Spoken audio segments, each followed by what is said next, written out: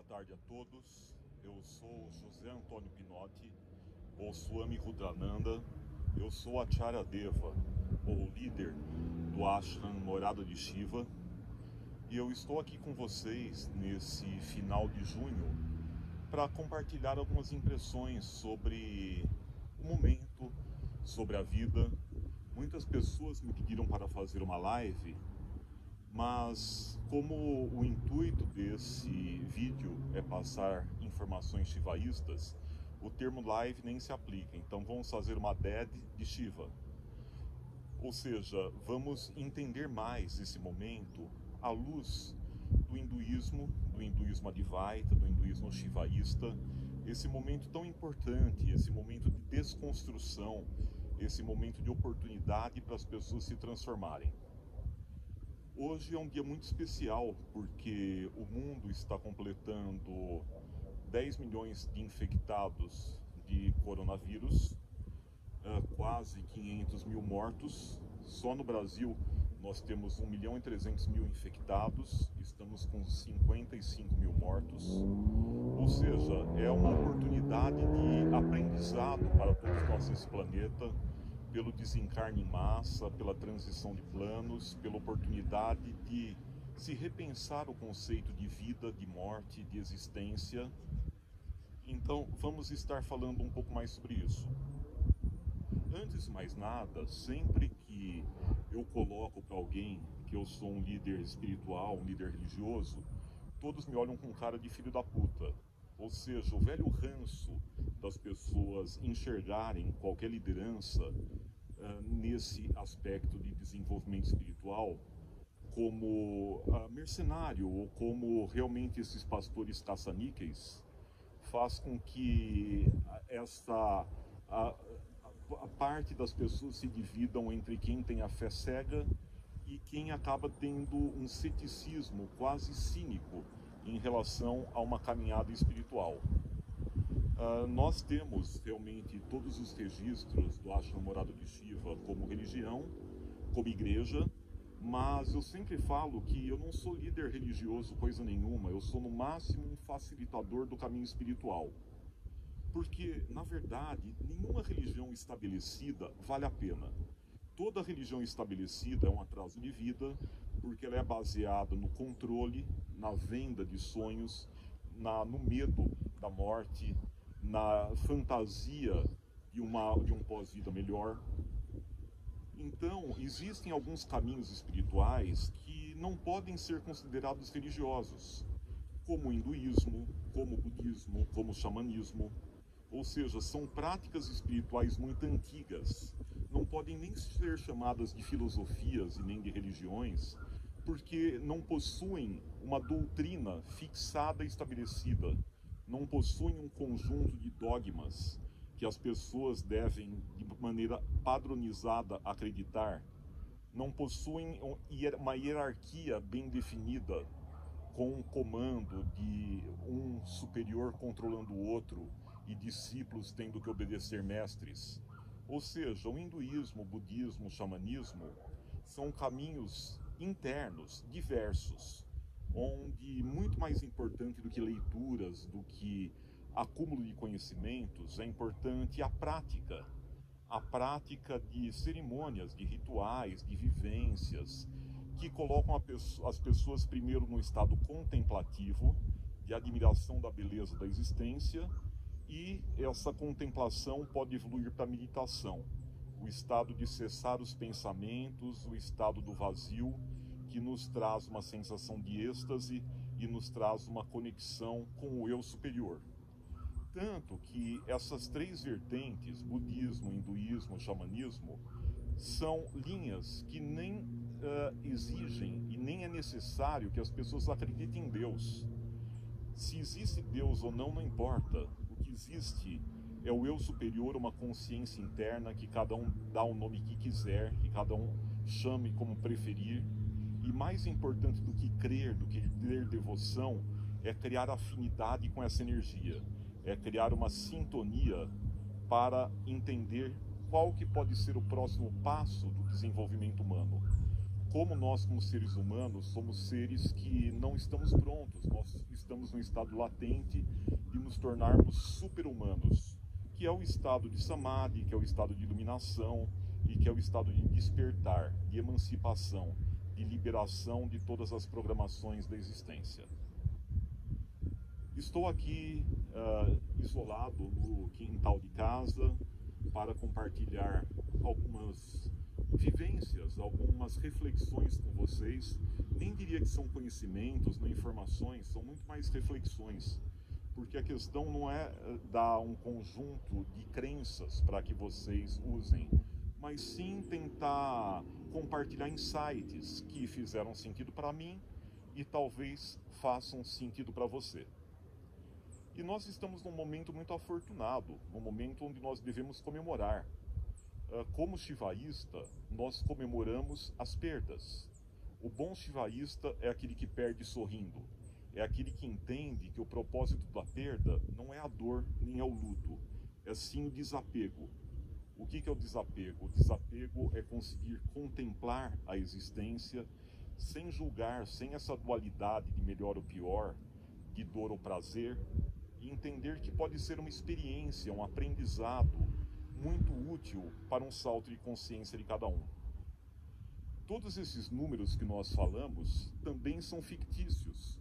Na verdade, muito mais do que numa epidemia, num problema de saúde, nós estamos num momento de uma tremenda crise social, de uma manipulação política, econômica, de alas contrárias de governo, cada um distorcendo informações e cada um tentando ganhar benefícios políticos, levar vantagem, ganhar dinheiro e beneficiar seu grupo com essa deturbação de informações.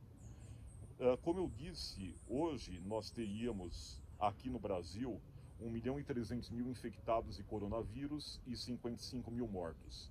Será que esse número é verdadeiro? Ninguém sabe. Ninguém sabe porque muita gente está lucrando com isso. Caso vocês não saibam, cada pessoa que morre hoje, a priori é colocado atestado de óbito de coronavírus. Por quê? Porque as seguradoras não precisam pagar seguro de vida numa pandemia. Então é um bom negócio para muitos. Venda de respiradores superfaturados para o hospital do governo, manutenção de hospitais de campanha que não estão totalmente funcionais, auxílio de verbas do governo federal conforme cresce a epidemia. Ou seja, não é só no Brasil que está acontecendo isso. Na verdade, toda desgraça acaba sendo utilizada pelos oportunistas para se gerar lucro. Mas como eu falei, não importa o número pode ser maior, pode ser menor, importa o pânico. Porque quer queira, quer não, as pessoas estão com medo porque as pessoas estão vendo a morte de frente, a perspectiva de cessar a vida, a limitação dos próprios sonhos. Ou seja, todos nós estamos numa situação que a priori escolheríamos não estar passando. Todos nós, em maior ou em menor grau, tivemos perdas. Todos nós estamos com aparência mais envelhecida, todos nós engordamos, todos nós estamos mais ou menos ferrados financeiramente, todos nós perdemos o nosso direito de ir e vir perante o mundo, a nossa liberdade, a nossa oportunidade de abraçar quem nós amamos, a nossa intimidade. Falar que alguém está curtindo esse momento, está confortável para alguém, seria mentira. Eu acho que a maioria das pessoas estão agora fazendo a dieta Mirklink, 100 dias sem comer ninguém. Ou seja, a intimidade diminuiu, o contato humano, o sexo, a própria habilidade de se utilizar o corpo como ferramenta de expressão, de prazer para transitar por este mundo tão estimulante no qual vivemos. Bem como todas as válvulas de escape de prazer social, vida cultural, shows, parques, cinemas, ou seja, houve uma perda. Mas como eu falei, a perda não é para se remoer a dor, nem para se processar o lucro. O luto, as perdas servem apenas para que a gente consiga processar e entender a nossa própria impotência. O que é impotência? É perceber que nós não estamos no controle das coisas. É perceber que a onipotência é uma grande ilusão. é perceber que é uma grande fantasia que nós conseguimos dar o rumo que nós queremos para nossas vidas, que nós conseguimos planejar tudo, porque a vida sempre nos surpreende. Vivendo num país de terceiro mundo como o Brasil, nós estamos acostumados com as surpresas. Estamos acostumados com crises econômicas, com planos, com mudanças de rumos de governo, com arbitrarismos de governantes. Porém, mesmo no meio do caos, algumas pessoas em maior ou em menor grau aprenderam as regras do jogo e aprenderam como transitar com relativo conforto. O fato é que entrou uma variável aleatória na vida de todos e o conforto se perdeu. E existe uma lei, que é a primeira lei da vida, que desde uma ameba até o ser humano possuem, que é o instinto de sobrevivência. O que é o instinto de sobrevivência? É a tendência que todo ser vivo tem de se esquivar da dor e de procurar o prazer. Ou seja, justamente por esse instinto de sobrevivência, todos nós buscamos o conforto e manter uma situação mais confortável de vida. E o que acontece quando diminui esse conforto, quando o instinto de sobrevivência fica em risco? Na verdade, mais que a dor imediata, existe uma dor psíquica, uma dor interna, com as indefinições, com as dúvidas. Até quando isso vai? Até quando a gente vai aguentar? Até quando nossas reservas emocionais, materiais, corporais vão conseguir processar isso? Todas essas dúvidas nos fazem lidar com a nossa impotência, com a perda de controle. E nesse momento de impotência é um momento de reflexão, é um momento de silêncio, é um momento de isolamento. O próprio isolamento é uma impotência social. A gente nem pode estar convivendo com quem nós escolhemos conviver porque gostamos. Ou seja, é um momento muito interessante porque tudo pode acontecer e porque todos nós estamos a um triz entre a vida e a morte. E interessante que no meio dessa pandemia toda, a notícia dos últimos dias é que aquela nuvem gigante de gafanhotos estava vindo do sul do Brasil, estava vindo da Argentina, iria consumir todas as pastagens do Rio Grande do Sul, de Santa Catarina. Hoje ficamos sabendo que essa nuvem desviou e está indo para o Paraguai e para o Uruguai. Ou seja, possivelmente os gafanhotos vão comer todo o estoque de cannabis desses países, que são os grandes fornecedores, oficial e extraoficial, para a América do Sul. De qualquer maneira, é muito interessante realmente essa sensação de impotência, essa sensação de caos.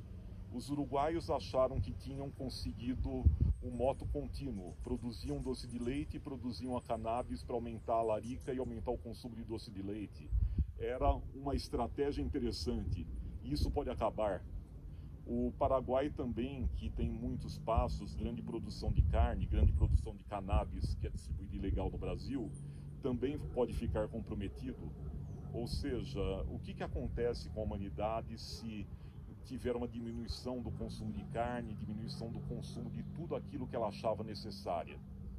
É interessante que a situação de despojamento ou de privação, como vocês preferirem, nos faz questionar o que realmente é necessário, o que realmente é essencial, o que é fundamental, o que nós conseguimos viver sem, o que é acessório, e se nós precisamos ficar tristes sem essas coisas. Como eu falei, que despojamento é uma coisa interessante porque a gente começa a pensar o que é a nossa essência, o que realmente é fundamental e o que não é. É muito interessante que no caminho shivaísta, os principais expoentes dessa busca são os sadhus. Talvez vocês não estejam familiarizados com esta palavra, mas existem outros sinônimos que são mais divulgados pelo mundo, como a palavra fakir. Fakir, na verdade, é uma palavra muçulmana, é uma palavra islâmica para o sadhu. Ou seja, o sadhu é a versão hinduísta do fakir, que pode ser traduzido como asceta, ou como o austero, aquele que pratica austeridades, ou como o andarilho despojado, ou como um santo no hinduísmo. Na verdade, os sadhus são pessoas que fazem um voto de despojamento para encontrarem a própria essência. buscando a iluminação em uma única vida. E aí acontece uma coisa muito interessante, os sadhus fazem um voto que eles nunca podem dormir 2 noites seguidas debaixo do mesmo teto ou sob as mesmas estrelas. Ou seja, eles têm que ser nômades, eles têm que ser errantes, eles têm que ser andarilhos, justamente para treinar o desapego. E o desapego serve para quê? Existe um princípio muito interessante de Gurdjieff, que ele diz que o ser humano gasta muito da sua energia para a manutenção da vida. Quando a vida está por um fio, o que acontece? A gente deixa de gastar energia para isso, e essa energia ela é direcionada para que a pessoa entre num estado alterado de consciência e possa ter experiências internas mais profundas. Gurdjieff tinha até algumas técnicas de treinamento espiritual muito interessante. Quando um dos seus alunos ficava gripado, ficava com febre, a primeira coisa que ele fazia era dar uma enxada e mandá-lo passar o dia carpinando o mato debaixo de um sol ardente. O que acontecia? A febre piorava muito mais, pelo esforço físico, pela insolação. Daí, quando a pessoa estava num estado profundo de desgaste orgânico, ela entrava num estado de êxtase e de meditação profunda. No xamanismo, isso também acontece. Leva-se o corpo a situações extremas, ou através de medicinas naturais xamânicas, ou através até de próprios eventos da vida. A maioria dos xamãs siberianos se tornou xamãs depois de passarem por doenças intensas, onde ficaram entre a vida e a morte e voltaram transformados. Ou seja, essa exaustão de energia vital, esse ficar por um fio entre a vida e a morte, faz com que nossa estrutura não precise mais gastar tanta energia com a manutenção da vida. Ninguém fica mais preocupado com o saldo do banco, com a declaração de imposto de renda, com as contas para pagar, com o que os outros pensam da gente. Ou seja, a gente cria uma indiferença, um desapego de todas as nossas obrigações que nos vinculam ao planeta. E com esse desapego, o que acontece? Sobra uma energia para que nós consigamos mergulhar mais profundamente em nós mesmos e descobrir a nossa essência. Então, é muito comum relatos de pessoas que voltam para uma transformação psíquica muito grande após experiências de quase morte. E voltam com psiques, com poderes paranormais, com percepções maiores de outros planos. Ou seja, essa é uma grande função do estado de desapego, do estado de perder o controle sobre a morte e a vida. E os sadhus vivem nesse estado continuamente. E aí todas as regras de adequação social ficam para segundo plano. Posse perde importância, banho, higiene perde importância. Higiene é uma coisa legal?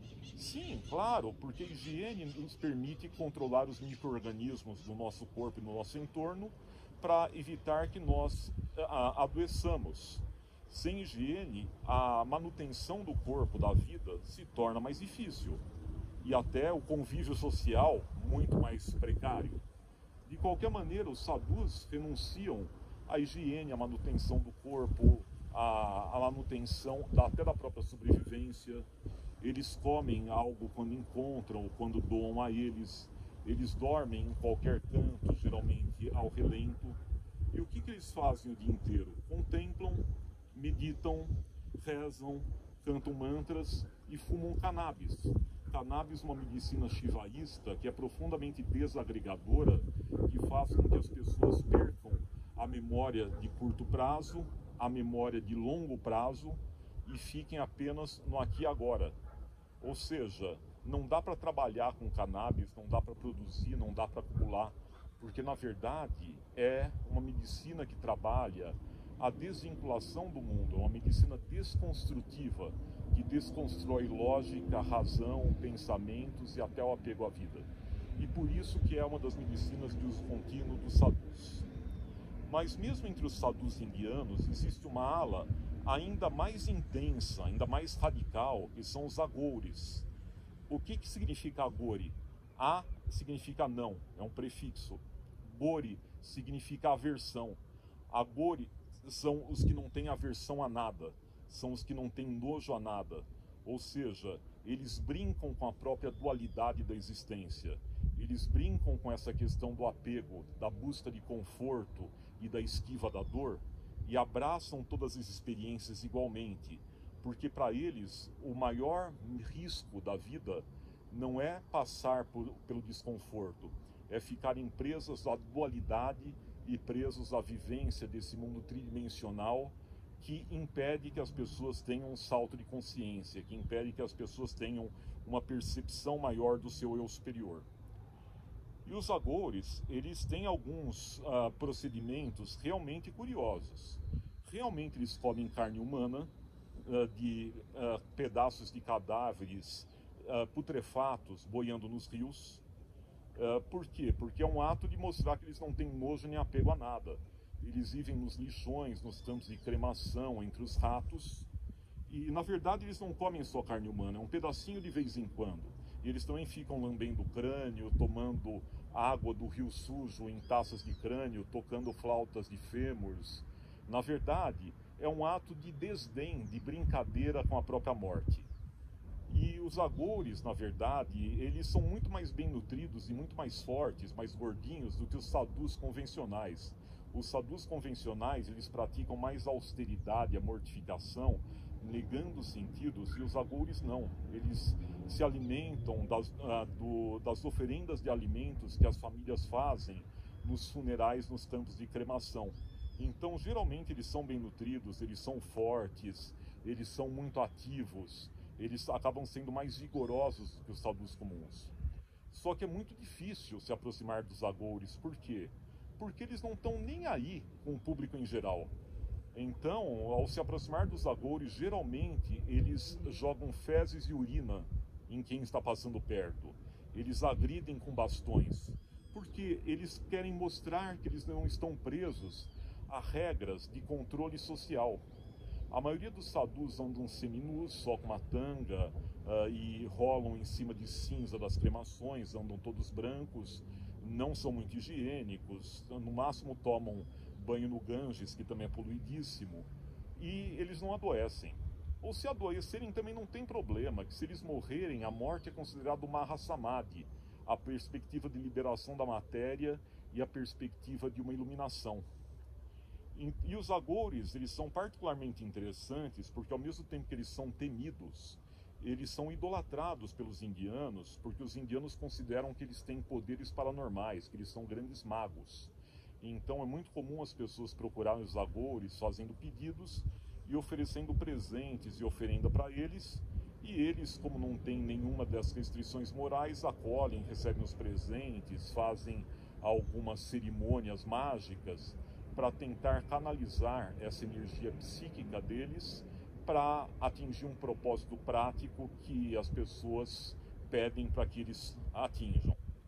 De qualquer maneira, os agores são só uma ala do shivaísmo, mas eles pertencem ao movimento dos sadhus. E é interessante que para o shivaísta, os sadhus são a ponta mais interessante, muito mais do que os swamis, que são os sacerdotes, muito mais do que os pandites, que são os letrados, muito mais do que as pessoas que ficam cuidando dos templos, os pujaris, que são as pessoas que fazem a devoção das divindades. No shivaísmo, o sadhu, ele é o próprio modelo do despojamento, ele é o próprio modelo da desconexão com esse mundo tridimensional. Na verdade, nós vemos realmente a influência do hinduísmo no movimento da contracultura do Ocidente. Na década de 60, na década de 50 nós tivemos os beatniks nos Estados Unidos. Na década de 60 o movimento hippie explodiu, com os Beatles, a guerra do Vietnã, os movimentos pacifistas. E o que é essa contracultura? Justamente foi um movimento das pessoas questionarem qual que é o propósito da existência. Essa existência de se cumprir normas sociais, de acumular, de nascer, crescer, estudar, ganhar dinheiro, casar, se reproduzir, morrer. E aí a contracultura são pessoas que realmente questionaram por que nós precisamos estar presos a essas normas de controles sociais e a esse padrão totalmente alienado de uma vida baseada em regras e não baseado na busca da felicidade e na busca da consciência. Ou seja, o ser humano, por dezenas de milhares de anos, foi nômade. Por dezenas de milhares de anos, foi um ser contemplativo, que andava pela natureza, admirando, contemplando e tendo prazer com as pequenas coisas. Nos últimos 3.000 anos, o ser humano começou a se agregar em cidades, em culturas, em civilizações e se tornou sedentário. E aí o próximo passo acabou se baseando no acúmulo, na família nuclear, no conceito de posse, nas relações de hierarquia e de controle. Mas todos nós temos essa essência nômade, essa essência selvagem. E é muito interessante que esse germe da contracultura, esse germe da liberdade da existência, está presente em maior ou em menor grau em cada um de nós. Ou seja, os hippies da contracultura não são mais aquelas pessoas que ficam vendendo pulseirinha nas praças. Vocês já pararam para pensar que os novos hippies são os peregrinos, são os viajantes, são os nômades, considerados até nômades digitais, porque eles trabalham por mídias digitais no lugar que eles estão? Ou seja, grande parte desses nômades, desses neo-hippies, são os velejadores. Ou seja, velejar é um ato de contracultura. Velejar é um ato do hippie moderno de aprender a viver só com o essencial, de dar um valor diferente para a água, porque o consumo de água não pode ser desenfreado, o carregar objetos pessoais tem que ser reduzido apenas para o que é essencial. Ou seja, o que se faz quando você tem todo o tempo do mundo? Você contempla, você faz o que você quer.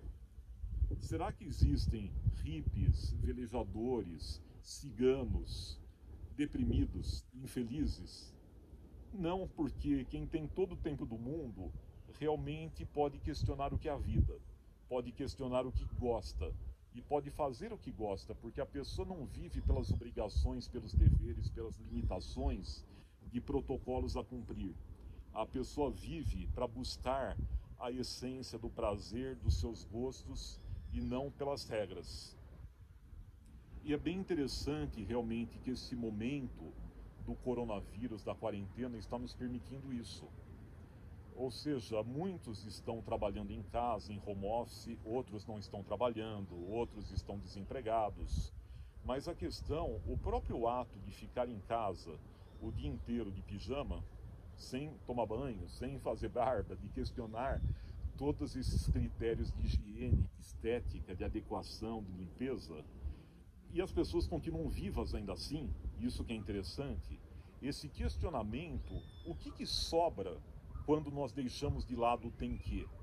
O que sobra quando nós temos todo o tempo do mundo? O que sobra quando realmente nós perdemos o conceito de morte e de existência? E é interessante que grande parte dessa angústia, dessa pandemia, é que todos nós estamos ficando mais velhos, todos nós perdemos 3, 4, 6 meses das nossas vidas, envelhecendo, estando mais próximos do momento da nossa morte, da nossa passagem desse plano, e sem termos conseguido realizar nossas metas, nossos sonhos que nós nos propusemos a fazer. Ou seja, é um momento de frustração pela impotência, de frustração porque os nossos planos não saem como a gente gostaria. Então é o momento de se entregar às ondas da vida, de observar esses mares que, por mais tempestuosos que sejam, devem ser olhados com um carinho, porque o barco da nossa vida jamais irá passar por eles de novo. É muito interessante realmente esse grupo de sadhus brasileiros, esse grupo dos velejadores, porque aprender a viver no mar e aprender que velocidade não importa, que tempo não importa, que a nossa vontade não importa, que quando a gente vai chegar num lugar que a gente se propõe depende das marés, das correntezas, dos ventos, de frentes frias que se formam, tudo pode acontecer. Não dá nem para se conduzir linearmente, você tem que andar em zigue-zague, dando bordos de acordo com o vento, que que impacta por trás das velas e leva o barco para frente. É interessante olhar esse modelo dos sadhus, do desapego, do viver no limite, do viver podendo cessar de existir no instante seguinte, que faz com que a vida tome uma perspectiva diferente. Ou seja, vocês querem entender o que é um sadhu? Basta olharem para o Amir Klink, uma pessoa que ele se colocou no limite entre a vida e a morte várias vezes, que ele se isolou intencionalmente, que ele praticou isolamento social, que realmente ele dependia da própria prontidão, da própria técnica, da própria habilidade, da própria inteligência, estando a um triz entre a vida e a morte. E as pessoas acabaram vendo-o apenas como um herói, mas na verdade isso é uma visão infantil. Considerar o outro herói porque ele teve coragem ou capacidade de realizar aquilo que os outros não realizaram, ou seja, as pessoas processaram essa experiência apenas no plano do ego. Ou seja, é boba essa história de herói, de ídolo, porque na verdade, quem que é uma pessoa que passa por isso? É uma pessoa que se transforma pela própria experiência. É uma pessoa que aprende a não dar tanto valor para algumas coisas bobas.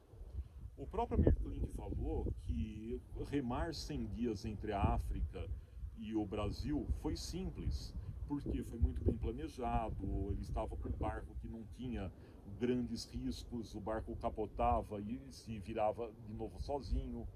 Mas a maior loucura que ele fez foi a circunnavegação no mundo em alta latitude, próximo da Antártida, onde em 80 dias ele deu a volta ao mundo numa latitude muito alta, acima do paralelo 70, e pegando os mares mais tempestuosos da vida, realmente não conseguiu dormir, dormindo no máximo 40 minutos por noite, porque o barco não pode parar, nunca ancora, então ele tinha que estar em estado de prontidão contínua, estando entre a vida e a morte, pegando ondas de dezenas de metros, ventos de até 200 km por hora.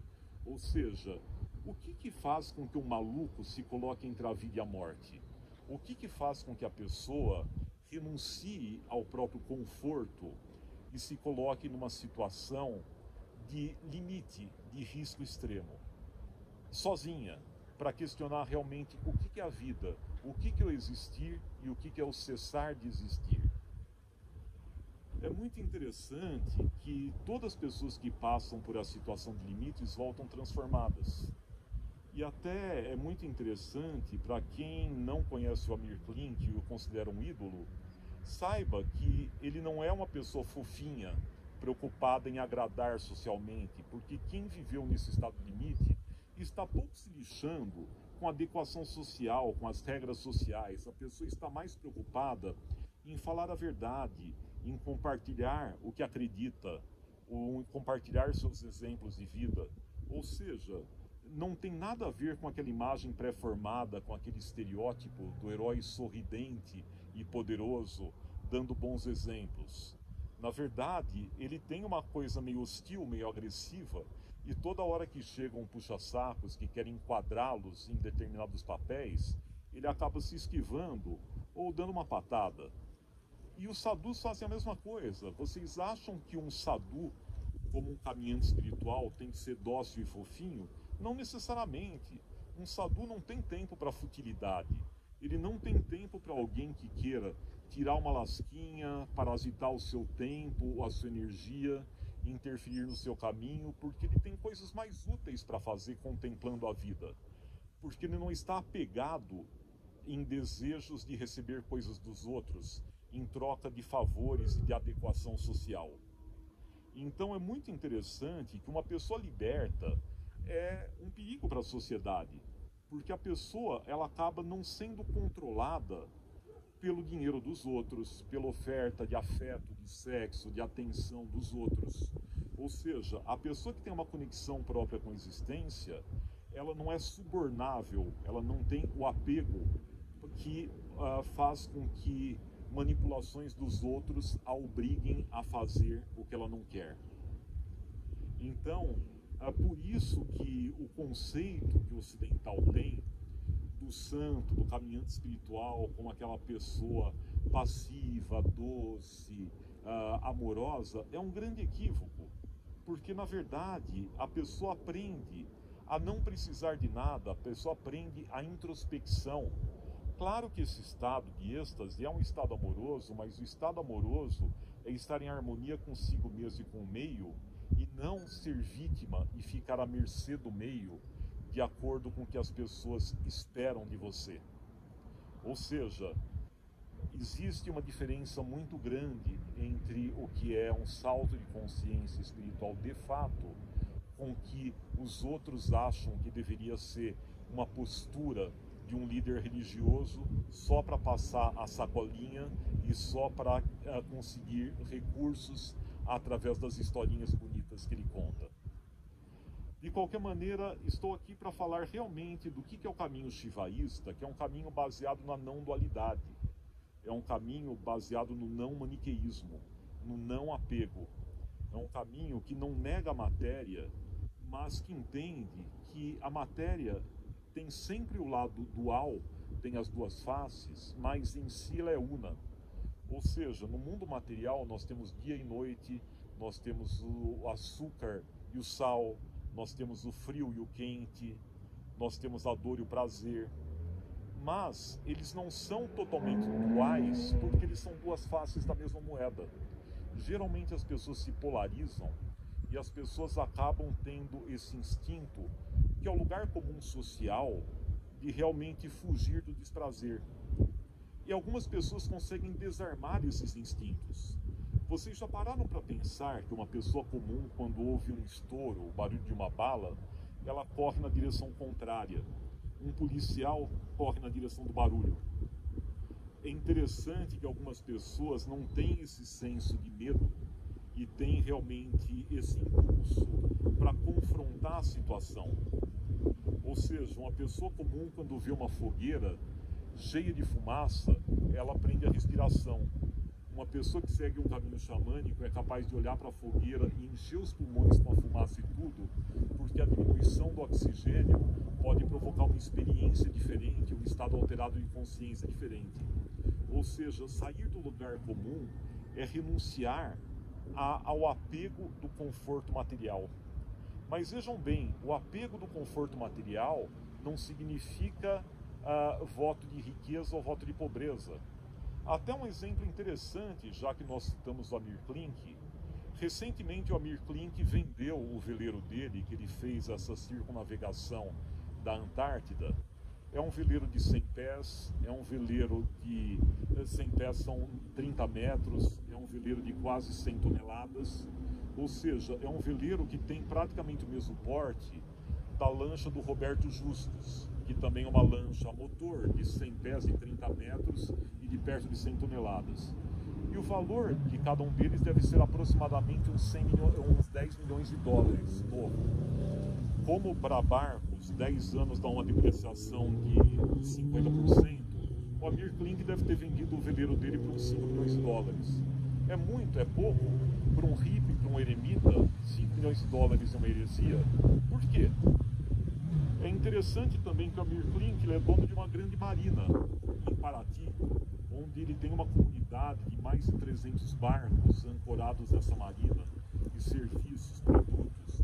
Ou seja, ele deve receber de faturamento para manter esses barcos da marina pelo menos R$500 mil por mês de faturamento.